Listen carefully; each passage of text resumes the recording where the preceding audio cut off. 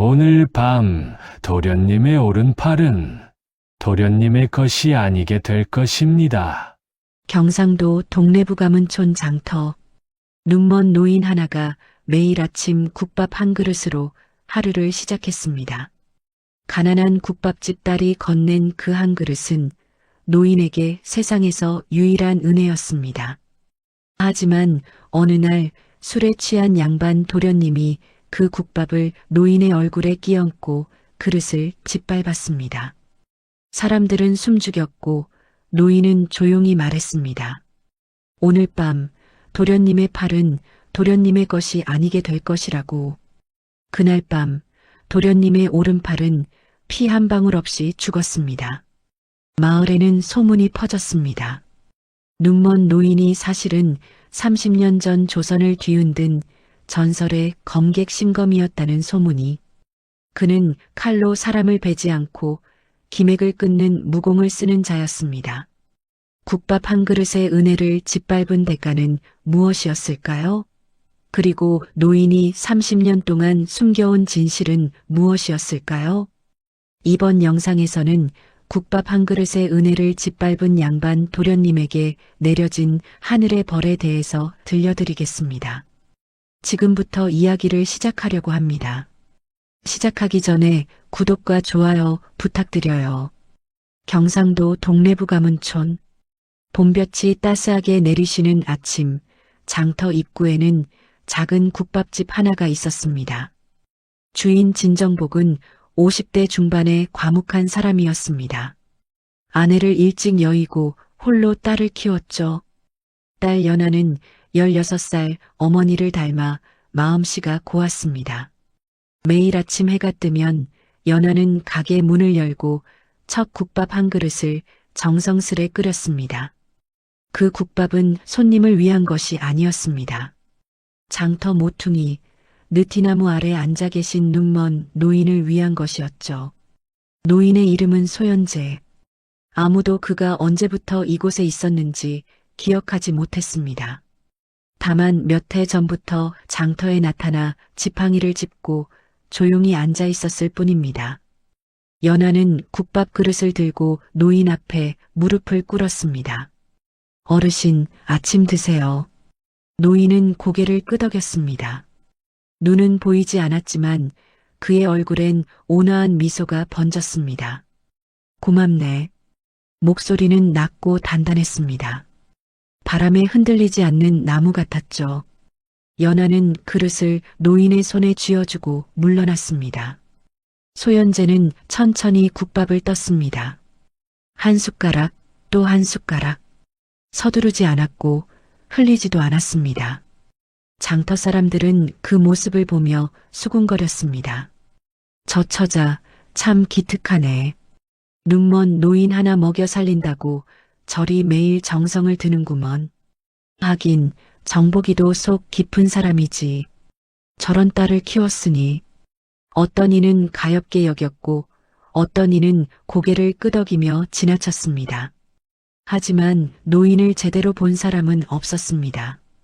소연재의 눈은 보이지 않았지만 그의 귀는 모든 것을 들었고 그의 마음은 모든 것을 느꼈습니다. 장터를 오가는 발소리, 말발굽 소리, 아이들의 웃음소리, 상인들의 흥정소리. 그 모든 소리가 그에게는 그림처럼 펼쳐졌습니다. 해가 중천에 올랐습니다. 장터는 사람들로 북적였고 연아는 분주히 손님을 맞았습니다. 그때였습니다. 말발굽 소리가 요란하게 울렸습니다. 사람들이 비명을 지르며 길을 피했습니다. 비켜라, 비켜. 거친 목소리와 함께 한 무리의 말이 장터를 질주했습니다. 앞장선 이는 26살의 젊은 양반 이강호였습니다. 동래부 감찰사 이성민의 외아들이자 이 지역에서 가장 권세 있는 집안의 도련님이었죠. 이강호는 술에 취해 있었습니다. 얼굴이 붉었고 눈빛은 흐려져 있었습니다. 그는 채찍을 휘두르며 말을 몰았고 사람들은 겁에 질려 피했습니다. 연아는 물동이를 이고 우물에서 돌아오던 중이었습니다. 말발굽 소리에 놀라 뒤돌아봤지만 이미 늦었습니다. 조심해라. 누군가 소리쳤습니다. 순간 지팡이 하나가 바람을 갈랐습니다. 소현재였습니다. 노인은 눈이 보이지 않았지만 정확히 말의 앞을 막아섰습니다. 지팡이 끝이 공중을 가볍게 그었고 말은 앞발을 들며 멈춰 섰습니다. 이강우는 균형을 잃고 말에서 떨어질 뻔했습니다. 이놈이. 그는 화가 치밀었습니다. 땅에 내려서며 소현재를 노려봤습니다. 감히 내 앞을 막아? 소현재는 대답하지 않았습니다. 지팡이를 짚고 그대로 서 있었죠. 장터 사람들이 숨을 죽였습니다. 연하가 달려왔습니다. 또 도련님, 저희가 잘못했습니다. 어르신은 앞이 보이지 않으셔서. 이강우는 연하를 밀쳤습니다. 닥쳐. 내가 뭔데 끼어들어. 연하는 비틀거리며 뒤로 물러났습니다. 이강우는 소현재에게 다가갔습니다. 내가 날 막았어. 그 대가를 치러야지. 그는 주변을 둘러봤습니다. 국밥집 앞에 놓인 그릇이 보였습니다. 연하가 노인을 위해 준비해둔 점심 국밥이었습니다. 이강우는 그릇을 집어들었습니다. 이게 내 밥이지? 소현재는 여전히 침묵했습니다. 이강우는 웃었습니다. 비웃음이었죠. 눈먼 거지 주제에 밥을 먹어? 세상 참 좋아졌네. 그리고 그는 국밥을 소현재의 얼굴에 끼얹었습니다. 뜨거운 국물이 노인의 얼굴을 타고 흘러내렸습니다. 연하가 비명을 질렀습니다. 어르신. 장터 사람들은 분노했지만 아무도 나서지 못했습니다. 이강우는 밥그릇을 땅에 내던졌습니다. 그릇은 산산조각 났습니다. 그는 발로 밥을 짓밟았습니다. 거지는 거지답게 살아야지. 감히 양반 앞을 막아? 소현재는 천천히 얼굴을 닦았습니다. 손수건도 없이 그저 소매로 닦았습니다. 그리고 조용히 입을 열었습니다. 도련님. 목소리는 여전히 낮았지만 이번엔 달랐습니다. 공기가 무거워졌습니다. 오늘 밤 도련님의 오른팔은 도련님의 것이 아니게 될 것입니다. 이강우는 코웃음 쳤습니다. 뭐? 내가 뭐라고? 소현재는 대답하지 않았습니다. 지팡이를 짚고 천천히 자리를 떠났습니다. 똑똑똑. 지팡이 소리만 장터에 울렸습니다. 이강우는 그를 보며 웃었습니다. 하지만 그의 웃음엔 어딘가 불편함이 섞여 있었습니다. 연하는 깨진 그릇을 주우며 눈물을 흘렸습니다. 진정복이 달려와 딸을 안았습니다. 연하야, 괜찮다. 아버지, 어르신은 괜찮으실 거다. 하지만 진정복의 목소리는 떨렸습니다. 해가 기울었습니다. 이강우는 집으로 돌아갔습니다. 취기가 가시지 않았지만 기분은 묘하게 불쾌했습니다. 노인의 목소리가 귓가에 맴돌았습니다. 오늘 밤 도련님의 오른팔은 도련님의 것이 아니게 될 것입니다. 그는 고개를 저었습니다. 미친 노인. 헛소리지. 하지만 그날 밤 그의 예감은 현실이 되었습니다. 그날 밤 이강우는 저택으로 돌아왔습니다. 술기운은 여전했지만 마음 한구석이 불편했습니다. 노인의 목소리가 계속 맴돌았죠. 오늘 밤 도련님의 오른팔은 도련님의 것이 아니게 될 것입니다. 그는 고개를 저었습니다. 미친 소리. 눈먼 거지 주제에. 하지만 잠자리에 들자 악몽이 시작되었습니다. 어둠 속에서 누군가 그를 지켜보고 있었습니다. 눈이 보이지 않는 노인. 하지만 그 노인의 시선은 이강우의 오른팔을 정확히 응시하고 있었습니다. 도련님. 목소리가 들렸습니다. 오른팔은 이제 도련님의 것이 아닙니다. 이강우는 비명을 지르며 잠에서 깼습니다. 온몸이 땀으로 젖어 있었고 숨이 가빠졌습니다. 그는 오른팔을 움직여 봤습니다. 순간 이상한 느낌이 들었습니다. 팔이 무거웠습니다. 마치 남의 팔처럼 느껴졌죠. 그는 팔을 들어 올리려 했지만 팔은 꿈쩍도 하지 않았습니다. 뭐야? 당황한 그는 왼손으로 오른팔을 흔들어 봤습니다. 팔은 축 늘어졌고 아무런 감각이 없었습니다. 아버지. 이강우의 비명이 저택을 울렸습니다. 감찰사 이성민이 황급히 달려왔습니다. 무슨 일이냐? 아버지, 제 팔이 움직이지 않아요. 이성민은 아들의 오른팔을 살폈습니다. 상처는 없었습니다. 피도 나지 않았습니다. 하지만 팔은 완전히 죽어 있었습니다. 당장 의원을 불러라. 하인들이 급히 달려갔습니다. 1시도 지나지 않아 마을의 치매 정씨가 도착했습니다. 60대의 노련한 의원이었습니다. 정씨는 이강우의 팔을 진맥했습니다. 침을 놓아봤습니다. 맥을 짚어봤습니다. 하지만 그의 표정은 점점 굳어졌습니다. 대감마님, 어찌 된 것이냐? 이것은 기이한 일입니다. 정씨의 목소리가 떨렸습니다. 도련님의 팔에는 외상이 전혀 없습니다. 하지만 팔의 기맥이 완전히 끊겨 있습니다. 기맥이 끊겼다고? 예. 마치 보이지 않는 칼로 안쪽을 잘라낸 것처럼 기운의 흐름이 완전히 막혀 있습니다. 이성민의 얼굴이 하얗게 질렸습니다. 고칠 수 있느냐? 정씨는 고개를 저었습니다. 제 의술로는 불가능합니다. 그럼 다른 의원을 불러라. 한양에서라도. 이성민은 즉시 사람을 보냈습니다. 한양에서 유명하다는 의원들이 이틀 만에 도착했습니다. 하지만 결과는 같았습니다. 백약이 무효합니다. 기맥을 끊는 무공이 있다는 소문은 들었으나 직접 본 것은 처음입니다. 의원들은 모두 고개를 저었습니다.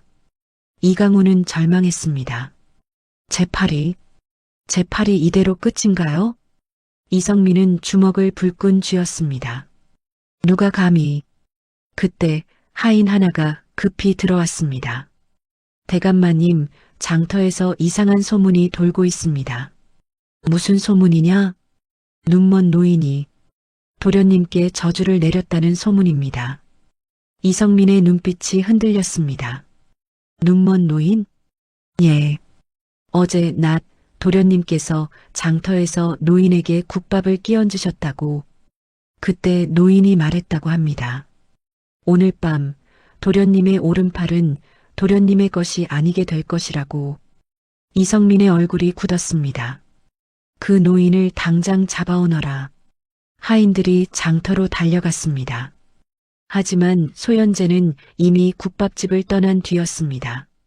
진정복에게 물었지만 그도 노인이 어디로 갔는지 몰랐습니다.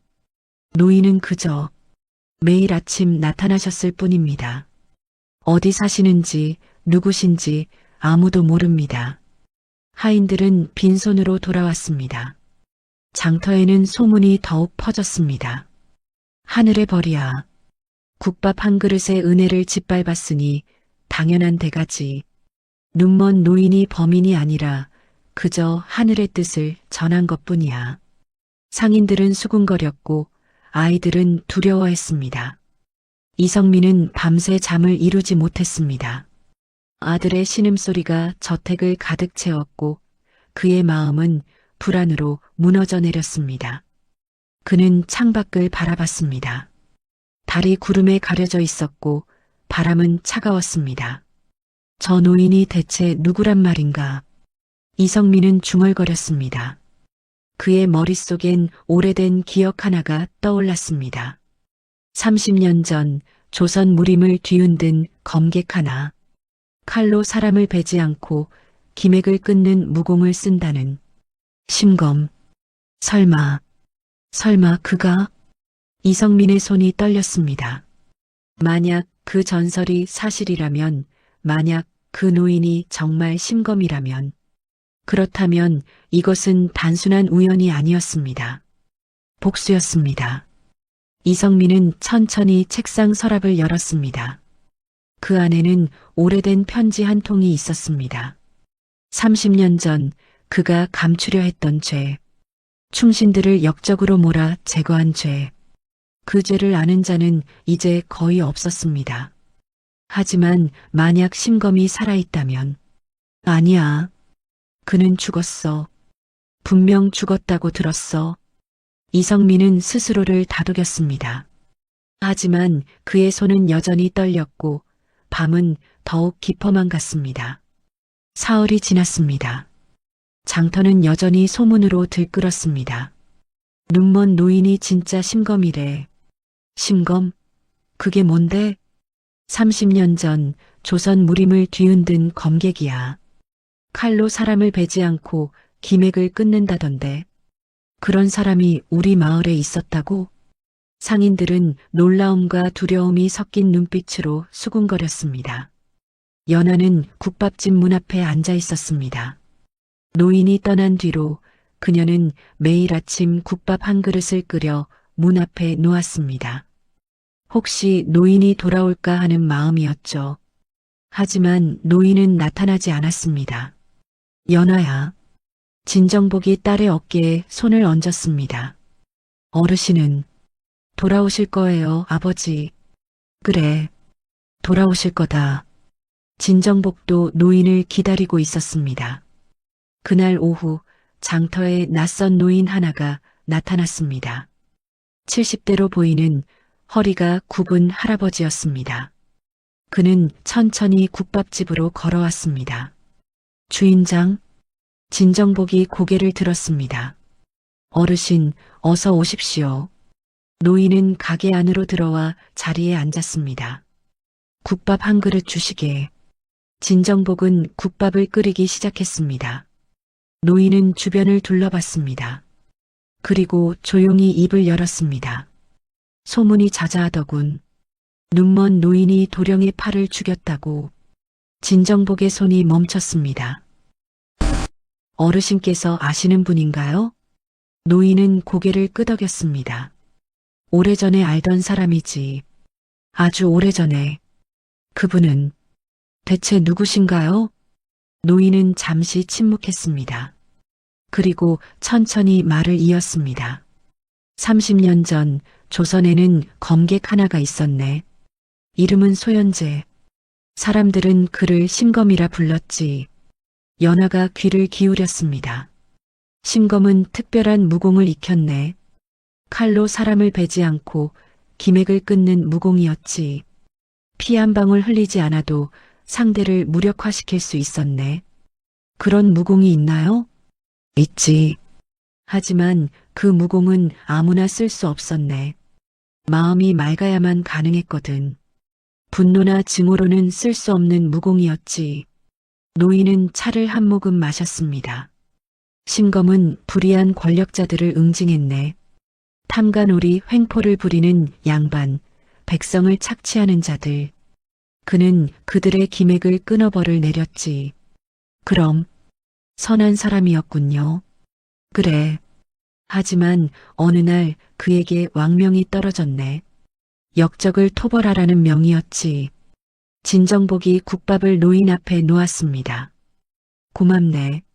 노인은 국밥을 한 숟가락 떠서 입에 넣었습니다. 심검은 명을 받들어 역적들을 찾아 나섰네. 하지만 그곳에서 그가 본 것은 역적이 아니라 무고한 백성들이었지. 무고한 백성들이요? 그래. 그들은 역적이 아니었네. 누군가가 충신들을 역적으로 몰아 제거하려 한 것이었지. 권력과 재산을 빼앗기 위해서. 노인의 목소리가 낮아졌습니다. 심검은 그 진실을 알았네. 하지만 이미 늦었지. 그의 손으로 무고한 이들이 희생되고 말았네. 연하는 입을 막았습니다. 그날 이후 심검은 검을 버렸네. 무림을 떠나 자취를 감췄지. 사람들은 그가 죽었다고 생각했네. 하지만 살아계셨군요. 그래, 살아있었지. 스스로를 벌하며 눈을 감고 살아왔네. 눈을 감았다고요? 노인은 고개를 끄덕였습니다. 그는 자신의 눈으로 무고한 이들이 죽는 것을 봤네. 그래서 스스로 눈을 감았지. 다시는 그런 광경을 보지 않기 위해 진정복과 연하는 말을 잇지 못했습니다. 노인은 국밥을 천천히 비웠습니다. 그리고 그는 30년 동안 속죄하며 살았네. 가난한 이들을 돕고 약자를 지키며 조용히 살았지. 그런데 왜 다시 무공을 쓰신 거죠? 노인은 연하를 바라봤습니다. 처자, 자네가 매일 아침 국밥을 건넸지? 예. 그 국밥 한 그릇이 그에게는 세상에서 가장 큰 은혜였네. 유일하게 그를 업신여기지 않고 사람으로 대해준 유일한 은혜였지. 연하의 눈에 눈물이 맺혔습니다. 그 은혜를 짓밟은 자가 있었네. 국밥을 얼굴에 끼얹고 그릇을 짓밟았지. 그것은 단순한 모욕이 아니었네. 선의를 짓밟고 약자를 짓밟은 것이었지. 노인은 자리에서 일어났습니다. 신검은 다시는 무공을 쓰지 않겠다고 다짐했네. 하지만 그날 그는 깨달았지. 침묵이 때로는 악을 키운다는 것을. 어르신, 처자, 두려워 말게. 신검은 사람을 죽이지 않네. 단지 벌을 내릴 뿐이지. 노인은 국밥값을 상 위에 놓고 문을 나섰습니다. 연하가 급히 뒤쫓았습니다. 어르신, 그분은 어디 계신가요? 노인은 멈춰섰습니다. 그리고 뒷산을 가리켰습니다. 저 산 너머 폐가가 하나 있네. 그곳에 계실 거야. 폐가요? 그래. 하지만 처자, 가지 말게. 곧 큰일이 벌어질 것이네. 큰일이요? 노인은 대답하지 않았습니다. 그저 천천히 장터를 떠났습니다. 연하는 그 자리에 서서 뒷산을 바라봤습니다.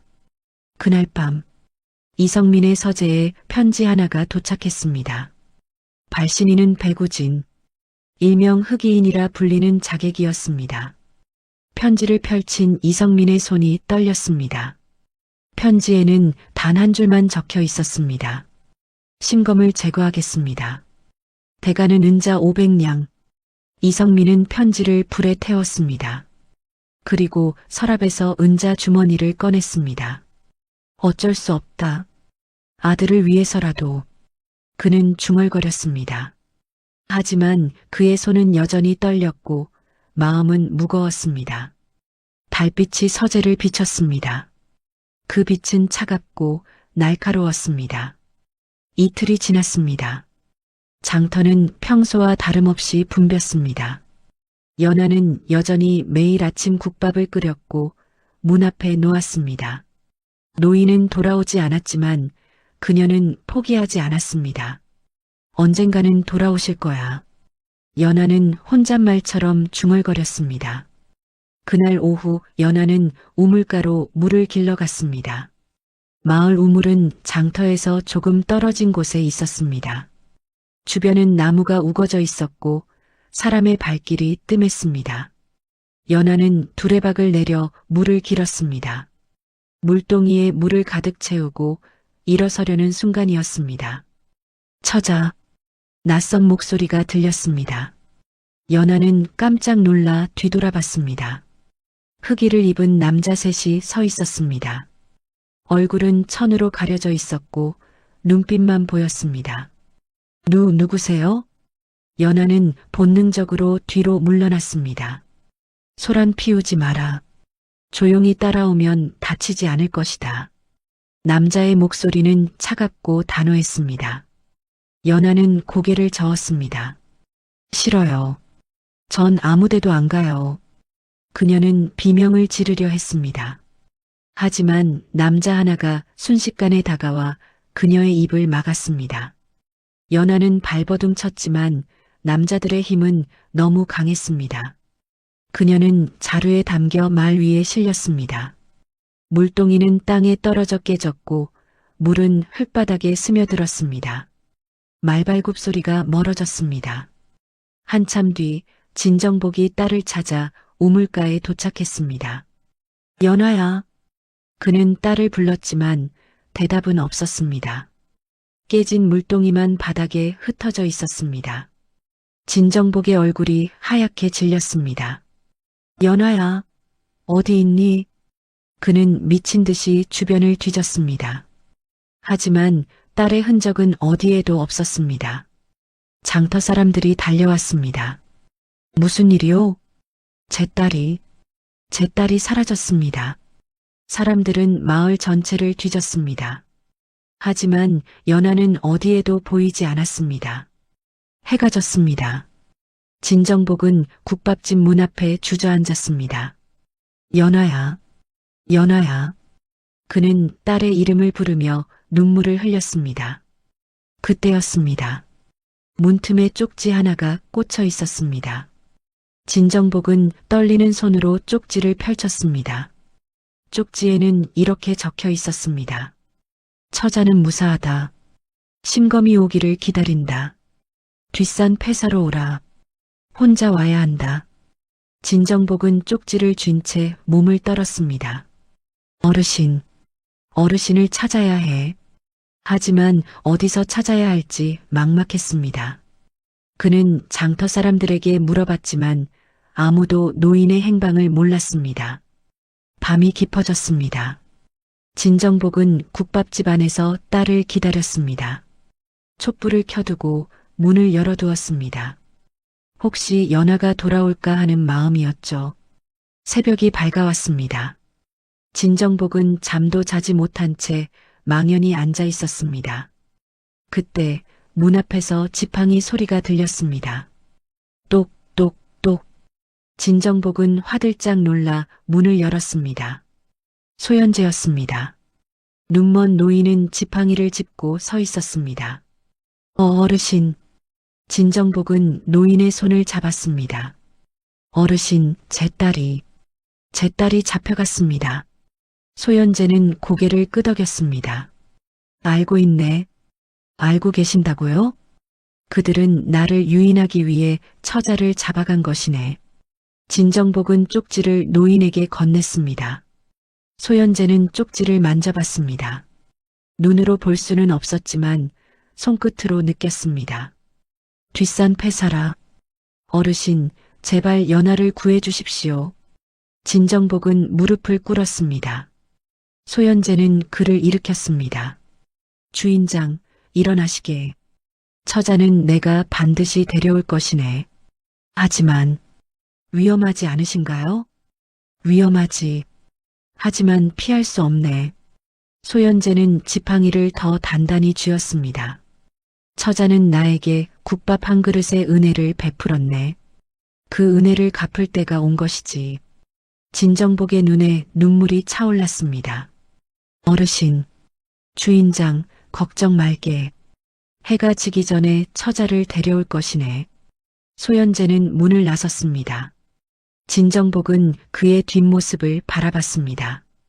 노인의 등은 고닫고 걸음걸이는 흔들림이 없었습니다. 지팡이 소리만 고요한 새벽 공기를 가르며 울렸습니다. 뒷산으로 가는 길. 소연제는 천천히 걸었습니다.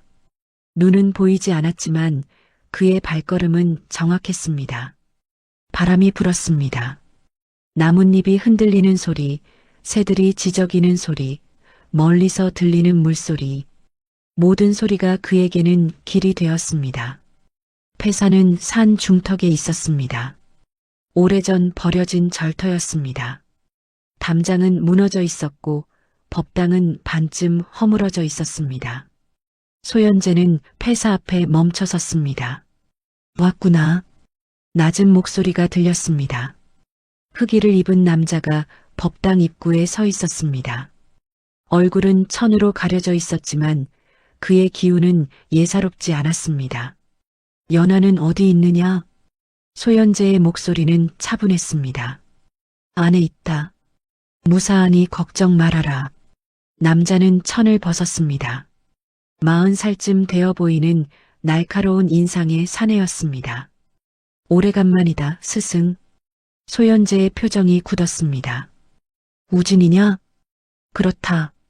백우진이다. 소현재는 한숨을 쉬었습니다.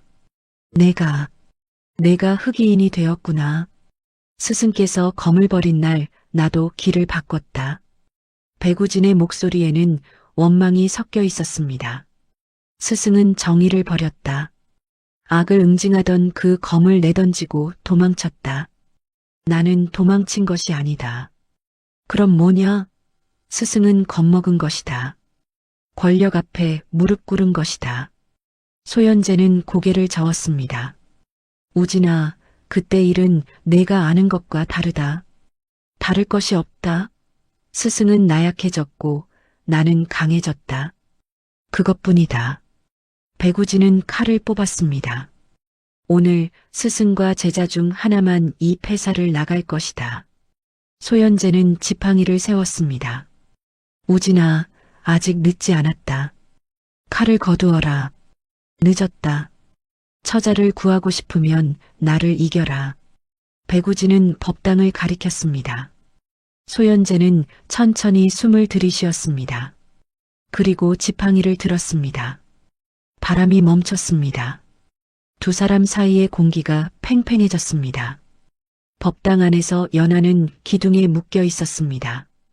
입은 천으로 막혀 있었고 손발도 묶여 있었습니다. 하지만 그녀는 눈물을 흘리지 않았습니다. 대신 그녀는 품속에 감춰둔 은놀이개를 꺼냈습니다. 손가락으로 조금씩 밀어내 창틈으로 떨어뜨렸습니다. 놀이개는 풀숲에 떨어졌습니다. 작은 신호였지만 연하는 믿었습니다. 노인이 반드시 찾아줄 거라고. 해가 중천에 올랐습니다. 결투가 시작될 시간이었습니다. 배구진이 먼저 움직였습니다. 그의 발이 땅을 박차고 몸이 공중으로 떠올랐습니다. 경공이었습니다. 그는 순식간에 소현재의 뒤로 돌아가 칼을 휘둘렀습니다. 소현재는 움직이지 않았습니다. 그저 지팡이를 살짝 들어 올렸을 뿐입니다. 땅! 칼과 지팡이가 부딪혔습니다. 배구진은 뒤로 밀려났습니다. 여전하구나, 스승. 우진아, 아직 늦지 않았다. 칼을 거두어라. 배구진은 웃었습니다. 비웃음이었습니다. 늦었다고 했다. 15년 전에 이미 늦었다. 그는 다시 칼을 휘둘렀습니다. 이번에는 더 빠르고 더 날카로웠습니다. 소현재는 지팡이로 막았습니다. 하나, 둘, 셋. 칼과 지팡이가 부딪히는 소리가 폐사 안을 울렸습니다. 배구진의 공격은 거칠었습니다. 하지만 소현재는 침착했습니다. 눈이 보이지 않았지만 그는 배구진의 모든 움직임을 읽었습니다. 칼이 오는 방향, 기운의 흐름, 발소리, 호흡.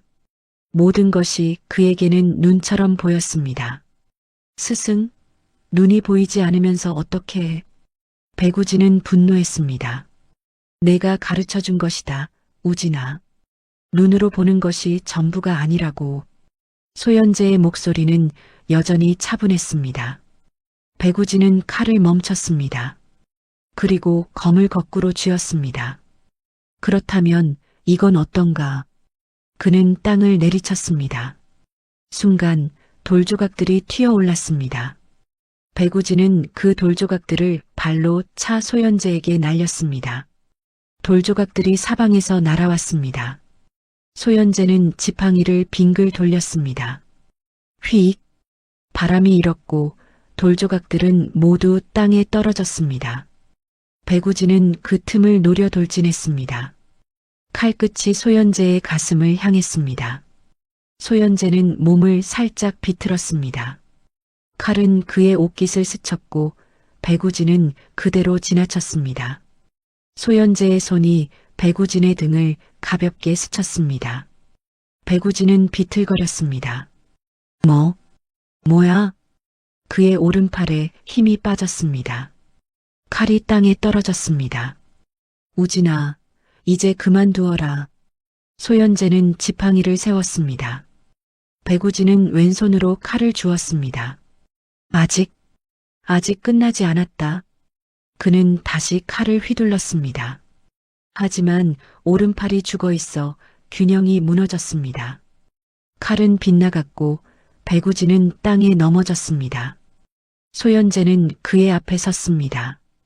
우진아, 15년 전 그날 내가 검을 버린 이유를 아느냐? 배구지는 대답하지 않았습니다. 나는 겁쟁이여서 도망친 것이 아니다. 나는 내 손으로 무고한 이들을 죽였기 때문이다. 소현재의 목소리가 떨렸습니다. 왕명이라 믿고 역적을 토벌하러 갔다. 하지만 그곳에 있던 것은 역적이 아니라 충신들이었다. 누군가가 그들을 역적으로 몰아 제거하려 한 것이었지. 배구진의 시선이 흔들렸습니다. 나는 너무 늦게 깨달았다. 이미 내 손에는 피가 묻어 있었다. 무고한 이들의 피가. 소현재는 고개를 숙였습니다. 그래서 나는 검을 버렸다. 다시는 이 손으로 누군가를 죽이지 않겠다고 맹세했다. 그럼 스승은 그 권력자들을 그냥 놔뒀단 말인가? 배구진의 목소리가 떨렸습니다. 아니다. 나는 증거를 모았다. 그리고 조정에 상소를 올렸다. 하지만 그들의 권력은 너무 컸다. 상소는 묵살되었고 오히려 나는 쫓기는 신세가 되었지. 소현재는 한숨을 쉬었습니다. 우진아, 정의는 검으로만 이루어지지 않는다. 때로는 인내와 기다림이 필요하다. 배구진은 고개를 저었습니다. 그건 변명이다. 스승은 겁먹었다. 인정하라. 그래. 나는 겁이 났다. 소현재는 인정했습니다. 또다시 무고한 이를 죽이지 않을까 겁이 났다. 내 정의가 누군가에게는 폭력이 될까 겁이 났다. 배구진은 말을 잇지 못했습니다. 우진아, 내가 15년 동안 죽인 사람들은 과연 모두 악인이었느냐? 배구진의 얼굴이 굳었습니다. 그들 중에는 누군가의 아버지도 있었을 것이다. 누군가의 남편도 있었을 것이다. 소현재의 목소리는 슬펐습니다. 칼은 정의를 가르지 않는다. 칼은 그저 베어낼 뿐이지. 배구진은 주먹을 쥐었습니다. 그의 눈에 눈물이 맺혔습니다. 그럼 나는 무엇을 위해 15년을 살았단 말인가? 우진아. 소현재는 무릎을 꿇고 제자의 눈높이에 맞췄습니다. 아직 늦지 않았다. 칼을 내려놓아라. 배구진은 고개를 떨구었습니다. 그의 손에서 칼이 떨어졌습니다. 스승, 저는 돌이킬 수 없는 짓을 너무 많이 했습니다. 돌이킬 수는 없지. 하지만 속죄할 수는 있다. 소현재는 배구진의 어깨에 손을 얹었습니다. 이제부터라도 다르게 살아라. 그것이 내가 할 수 있는 유일한 길이다. 배구진은 고개를 끄덕였습니다. 그리고 법당을 가리켰습니다. 처자는 안에 있습니다. 소현재는 일어섰습니다. 법당 안으로 들어가 연하를 찾았습니다. 연하는 기둥에 묶여 있었습니다. 소현재는 줄을 풀어주었습니다. 어르신, 연하는 노인의 손을 꼭 잡았습니다. 무사하냐? 예, 무사합니다. 소현재는 연하를 부축해 밖으로 나왔습니다. 배구진은 여전히 그 자리에 앉아 있었습니다. 우진아. 예, 스승. 처자를 마을까지 데려다 주어라. 그것이 내가 할 첫 번째 속죄다. 배구진은 고개를 들었습니다. 그의 얼굴에는 눈물 자국이 남아 있었습니다. 알겠습니다. 그는 일어나 연하를 향해 고개를 숙였습니다. 처자, 미안하오. 연하는 잠시 망설이다 고개를 끄덕였습니다. 가요. 세 사람은 폐사를 나섰습니다. 해가 서산으로 기울고 있었습니다. 산길을 내려가는 동안 아무도 말이 없었습니다. 배구진은 앞장서서 길을 안내했고 소현재는 지팡이를 짚으며 뒤를 따랐습니다. 연하는 두 사람을 번갈아 바라봤습니다. 스승과 제자. 한때는 같은 길을 걸었지만 갈라섰던 두 사람. 그리고 다시 만난 두 사람. 연하는 문득 생각했습니다. 용서란 이런 것일까? 마을이 보이기 시작했습니다. 배구진은 멈춰섰습니다. 여기까지만 가겠습니다. 우진아, 스승, 저는 아직 마을로 들어갈 자격이 없습니다. 배구진은 다시 고개를 숙였습니다. 하지만 언젠가는 당당히 들어갈 수 있도록 살겠습니다. 소연재는 고개를 끄덕였습니다. 그래, 기다리고 있겠다. 배구진은 산으로 돌아갔습니다. 그의 뒷모습은 쓸쓸했지만 어딘가 가벼워 보였습니다. 소연재와 연하는 마을로 들어갔습니다. 국밥집 앞에서 진정복이 기다리고 있었습니다. 연하야, 아버지. 연하는 아버지의 품에 안겼습니다. 진정복은 딸을 꼭 껴안으며 눈물을 흘렸습니다. 고맙습니다, 어르신. 정말 고맙습니다. 소연재는 미소 지었습니다. 국밥 한 그릇의 은혜를 갚았을 뿐이네. 그날 밤 장터는 조용했습니다. 하지만 멀리 산속에서는 한 남자가 무릎을 꿇고 앉아 있었습니다. 배구진이었습니다. 그는 밤하늘을 바라보며 중얼거렸습니다. 15년 만에 처음으로 마음이 가벼워졌습니다. 스승. 달빛이 그의 얼굴을 비쳤습니다. 그 빛은 차가웠지만 어딘가 따뜻했습니다. 그날 밤 이성민의 선산에서 기이한 일이 벌어졌습니다. 선산은 마을에서 1시간 거리에 있었습니다. 대대로 이씨 가문의 조상들이 묻힌 곳이었죠. 자정이 되자 땅이 흔들렸습니다. 작은 지진처럼 느껴졌지만 그것은 지진이 아니었습니다.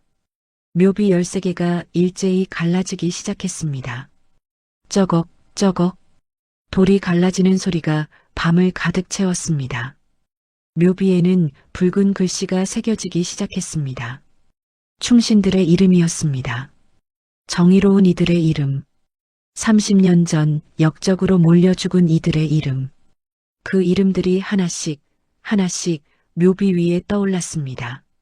새벽 5시 선산을 지키던 하인이 그 광경을 목격했습니다. 으악! 그는 비명을 지르며 달렸습니다.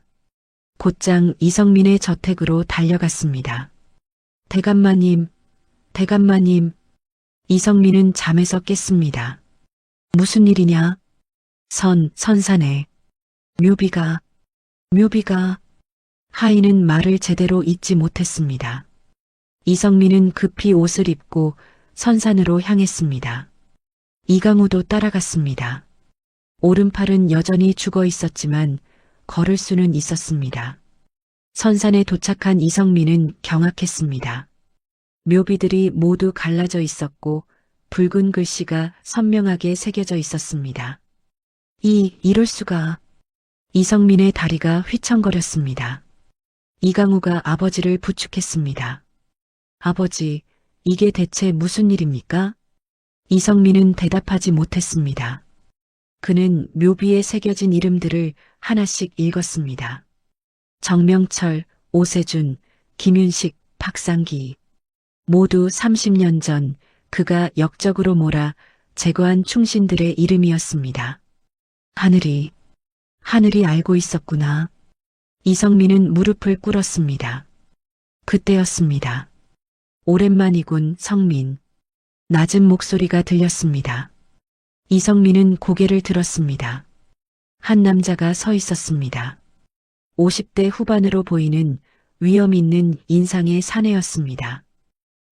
부암대감, 한양에서 권력의 중심에 있는 자였습니다. 30년 전 이성민과 함께 충신들을 제거한 공모자였죠. 자네도 받는가? 이 묘비들을. 부암대감의 목소리는 떨렸습니다. 제 선산도 마찬가지였네. 똑같이 갈라지고 똑같이 이름들이 새겨졌지. 이성민은 말을 잇지 못했습니다. 이것은 경고일세. 하늘의 경고야. 부암대감은 묘비를 바라봤습니다.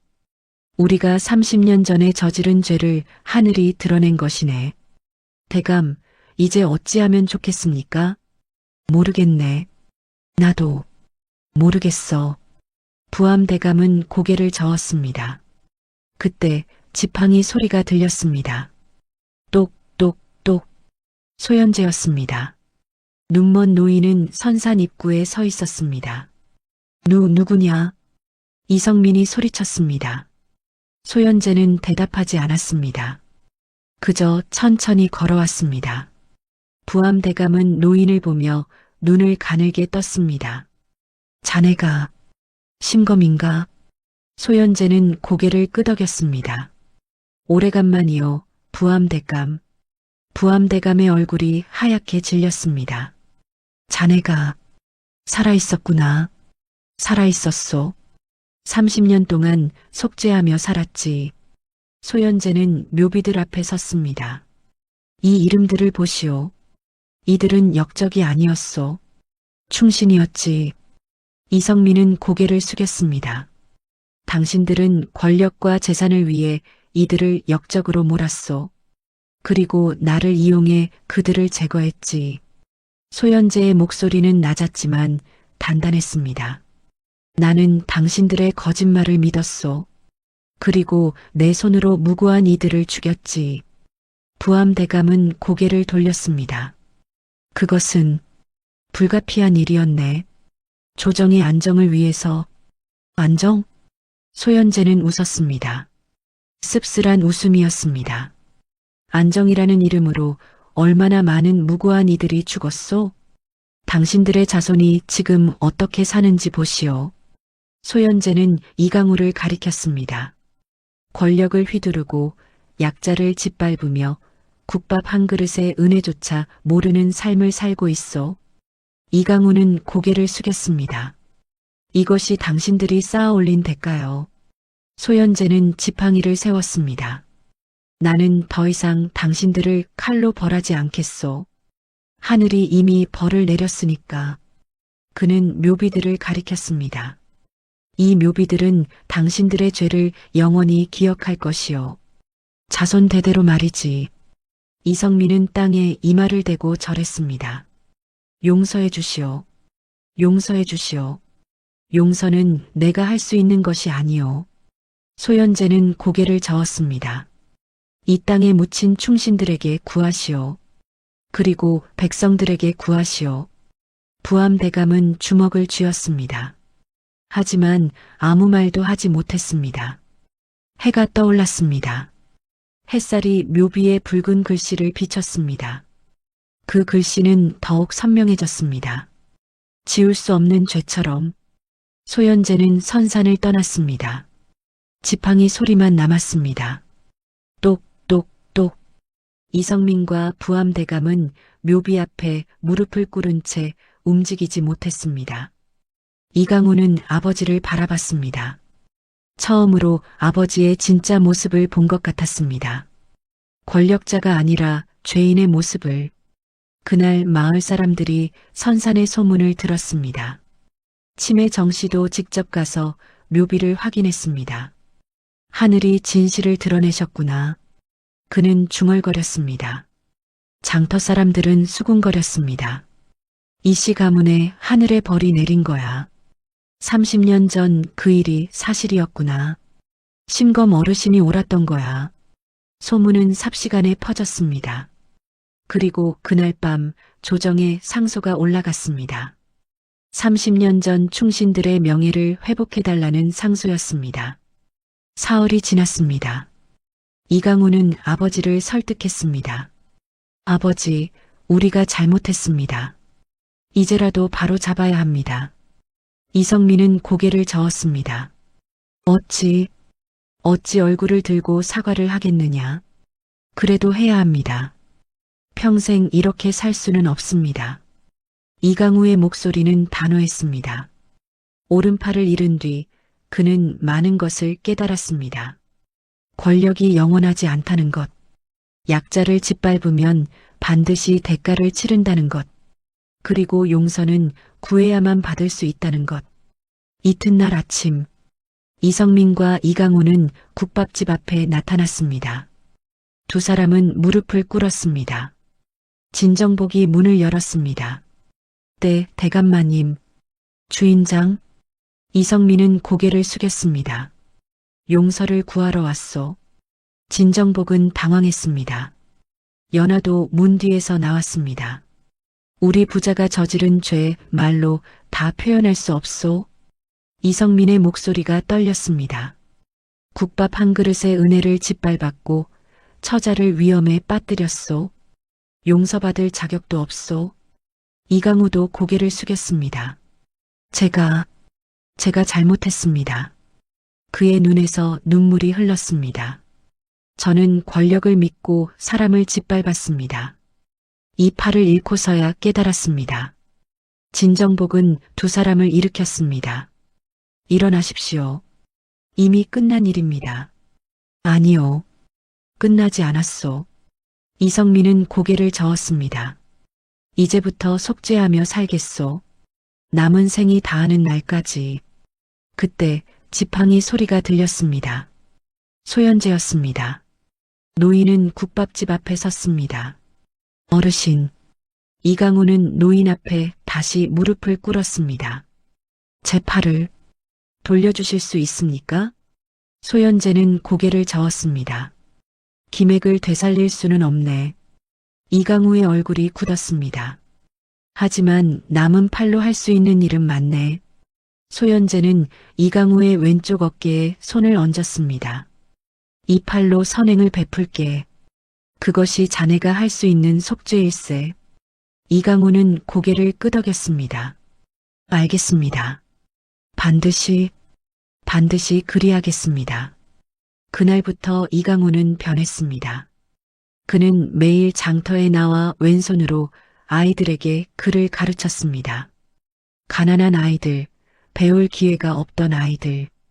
이강우는 그들을 모아 글과 예절을 가르쳤습니다. 처음엔 서툴렀습니다. 왼손으로 붓을 잡는 것이 익숙하지 않았죠. 하지만 그는 포기하지 않았습니다. 아이들은 신기해했습니다. 도련님이 우리를 가르쳐 주신다고? 진짜야? 그 오만하던 도련님이. 하지만 시간이 지나자 아이들은 이강우를 따랐습니다. 그의 진심을 느꼈기 때문입니다. 이성민도 변했습니다. 그는 창고를 열어 곡식을 나눴습니다. 가난한 백성들에게, 홀로 된 노인들에게, 또한 30년 전 억울하게 죽은 충신들의 유족을 찾아 사죄했습니다. 제가 저질렀습니다. 용서해 주십시오. 어떤 유족은 그를 외면했습니다. 어떤 유족은 눈물을 흘렸습니다. 하지만 이성민은 멈추지 않았습니다. 한 사람 한 사람 찾아다니며 고개를 숙였습니다. 배구진은 산속에서 밭을 일궜습니다. 내공을 잃었지만 그는 평온했습니다. 땅을 파고 씨를 뿌리고 물을 주는 삶. 처음으로 살아있다는 느낌이 들었습니다. 어느 날 소연제가 그를 찾아왔습니다. 스승. 배구진은 밭에서 일어나 절을 올렸습니다. 자네 잘 지내는구나. 예. 스승께서 가르쳐 주신 대로 살고 있습니다. 두 사람은 밭 한쪽에 앉았습니다. 배구진이 차를 끓였습니다. 스승, 여쭤봐도 되겠습니까? 말해보게. 저는 앞으로 어떻게 살아야 합니까? 소연제는 잠시 침묵했습니다. 우진아, 과거는 지울 수 없네. 자네가 저질렀던 일들은 영원히 남을 것이야. 배구진은 고개를 숙였습니다. 하지만 앞으로는 다르게 살 수 있네. 매일 조금씩 선택을 다르게 하는 거야. 선택이요? 그래. 미움 대신 용서를, 폭력 대신 인내를, 탐욕 대신 나눔을 선택하는 것이지. 소연제는 차를 한 모금 마셨습니다. 그렇게 하루하루 살다 보면 어느 날 자네도 평온을 얻을 것이네. 배구진의 눈에 눈물이 맺혔습니다. 고맙습니다, 스승. 계절이 바뀌었습니다. 여름이 가고 가을이 왔습니다. 장터는 여전히 붐볐고 연하는 여전히 국밥을 끓였습니다. 하지만 이제는 달랐습니다. 국밥집 앞에는 심검국밥이라는 새 간판이 걸렸습니다. 사람들은 그 간판을 보며 고개를 끄덕였습니다. 심검 어르신을 기리는 거야. 국밥 한 그릇의 은혜를 잊지 않으려는 거지. 이강우는 매일 장터에서 아이들을 가르쳤습니다. 이성민은 매달 곡식을 나눴습니다. 배구진은 산속에서 묵묵히 밭을 일궜습니다. 그리고 소연재는 여전히 느티나무 아래 앉아 있었습니다. 눈은 보이지 않았지만 그의 얼굴엔 평온한 미소가 있었습니다. 연하는 오늘도 국밥 한 그릇을 노인에게 건넸습니다. 어르신 드세요. 고맙네, 처자. 소연재는 국밥을 천천히 떴습니다. 한 숟가락, 또 한 숟가락. 따뜻한 국물이 목을 타고 내려갔습니다. 그 온기는 몸뿐 아니라 마음까지 따뜻하게 했습니다. 해가 중천에 올랐습니다. 장터는 평화로웠습니다. 겨울이 왔습니다. 첫눈이 내린 날 소연재는 조용히 눈을 감았습니다. 국밥집 뒤편 작은 방에서였습니다. 진정복과 연하가 그의 곁을 지켰습니다. 어르신, 연하는 노인의 손을 꼭 잡았습니다. 소연재는 미소 지었습니다. 고맙네, 처자. 국밥 한 그릇 덕분에 따뜻한 삶을 살았네. 어르신, 가지 마세요. 괜찮네. 이제 갈 때가 되었어. 소연재는 천천히 숨을 거뒀습니다. 얼굴엔 평온함만 남았습니다. 장례는 소박했습니다. 하지만 마을 사람들이 모두 모였습니다. 이성민과 이강우도 왔고 산속에서 배구진도 내려왔습니다. 소연재의 묘는 마을 뒷산에 세워졌습니다. 묘비에는 한 줄만 새겨졌습니다. 검으로 세상을 지키다, 마음으로 품다. 배구진은 스승의 묘 앞에 무릎을 꿇었습니다. 스승님, 제자는 스승님께서 가르쳐 주신 대로 살겠습니다. 평생. 그는 절을 올렸습니다. 연하는 국밥 한 그릇을 묘 앞에 놓았습니다. 어르신, 마지막 국밥입니다. 천천히 드세요. 눈물이 그릇 위로 떨어졌습니다. 그날 밤, 마을 사람들은 바람 속에서 소리를 들었습니다. 똑똑똑. 지팡이 소리였습니다. 들리니? 저 소리. 어르신이 아직 마을을 지키고 계신 거야. 사람들은 하늘을 올려다봤습니다. 눈이 내렸습니다. 하얀 눈송이가 조용히 땅에 내려앉았습니다. 봄이 왔습니다. 심검국밥은 여전히 장터에서 가장 인기 있는 집이었습니다. 연하는 매일 아침 묘에 올라가 국밥을 올렸습니다. 이강우는 30명의 아이들을 가르치고 있었습니다. 왼손 글씨는 이제 제법 또렷했습니다. 도련님, 이 글자가 맞나요? 그래, 잘했다. 바로 그렇게 쓰는 거야. 아이들은 웃었습니다. 이성민은 매달 곡식을 나누는 일을 계속했습니다. 그의 창고는 비었지만 마음은 가벼워졌습니다. 배구진은 산속 밭에서 채소를 키웠습니다. 가을이 되면 그는 장터로 내려와 채소를 나눴습니다. 이건 공짜요. 그냥 가져가시오. 사람들은 고맙다며 인사했습니다. 어느 봄날, 한 젊은이가 마을에 들어왔습니다. 그는 곧장 소연재의 묘로 향했습니다. 묘 앞에 무릎을 꿇고 고개를 숙였습니다. 어르신, 저는 충신 정명철의 손자입니다. 젊은이의 목소리가 떨렸습니다. 할아버지의 명예가 회복되었습니다. 조정에서 사죄했습니다. 모두 어르신 덕분입니다. 그는 절을 올렸습니다. 바람이 불었습니다. 나뭇잎이 흔들렸고 어디선가 지팡이 소리가 들리는 듯 했습니다. 젊은이는 일어나 장터로 걸어갔습니다. 심검국밥 앞에 섰습니다. 국밥 한 그릇 주십시오. 연하는 미소 지으며 국밥을 끓였습니다. 따뜻한 국물이 젊은이의 그릇에 담겼습니다. 천천히 드세요. 고맙습니다. 젊은이는 국밥을 한 숟가락 떴습니다. 따뜻했습니다. 그 온기가 가슴까지 전해졌습니다. 장터는 여전히 붐볐습니다. 아이들은 웃으며 뛰어다녔고 상인들은 흥정을 했습니다. 이강호는 아이들을 가르쳤고 배구지는 채소를 나눴습니다. 그리고 느티나무 아래에는 아무도 없었지만 사람들은 여전히 그곳을 바라봤습니다. 어르신이 계시는 것 같아. 그래. 우리를 지켜보고 계실 거야. 해가 저물었습니다. 장터에 노을이 내려앉았습니다. 바람이 불었고 어디선가 소리가 들렸습니다. 똑똑똑. 지팡이 소리. 그 소리는 단순한 소리가 아니었습니다. 그것은 은혜를 기억하라는 가르침이었고 정의를 잊지 말라는 울림이었으며 용서와 속죄의 메아리였습니다. 가문촌 사람들은 그 소리를 들으며 살았습니다. 그리고 대대손손 이 이야기를 전했습니다. 국밥 한 그릇의 은혜를 잊지 않는 마을의 이야기를, 신검이라 불린 노인의 이야기를, 그리고 지팡이 소리가 아직도 울린다는 전설을. 오늘 준비한 이야기는 여기까지입니다.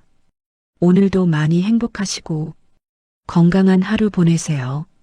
응원의 댓글 달아주시면 감사하겠습니다. 다음에 더 좋은 이야기로 찾아뵙겠습니다. 춘풍야담이었습니다.